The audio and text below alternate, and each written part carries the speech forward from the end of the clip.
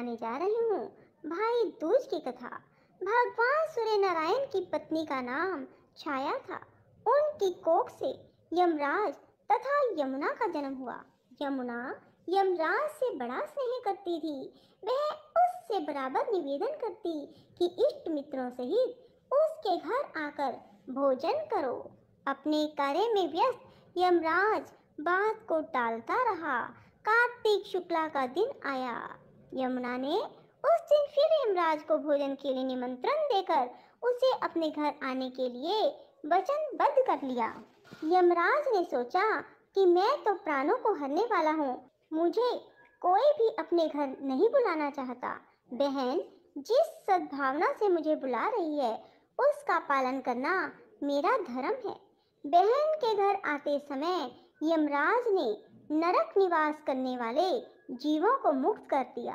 यमराज को अपने घर आया देखकर यमुना की खुशी का ठिकाना न रहा। उसने स्नान कर पूजन करके व्यंजन परोसकर भोजन कराया। यमुना द्वारा किए गए आतिथ्य से यमराज ने प्रसन्न होकर बहन को वर मांगने का आदेश दिया। यमुना ने कहा कि भद्रे, आप प्रतिवर्ष इसी दिन मेरे घर आया करो। मेरी तरह जो बहन इस दिन अपने भाई को आदर सत्कार करके टीका करे उसे तुम्हारा भय ना रहे। यमराज ने तथास्तु कहकर यमुना को अमूल्य वस्त्र आभूषण देकर यमलोक की राह की। इसी दिन से इस पर्व की परंपरा बनी। ऐसी मान्यता है जो आतिथ्य स्वीकार करते हैं उन्हें यम का भय नहीं रहता। इसलिए भाई दूज को यमराज तथा यमुना का पूजन किया जाता है। पूजन विधि इस प्रकार है।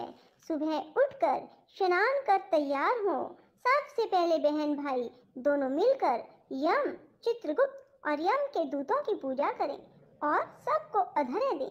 इसके बाद बहन अपने भाई को घी और चावल का टीका लगाएं।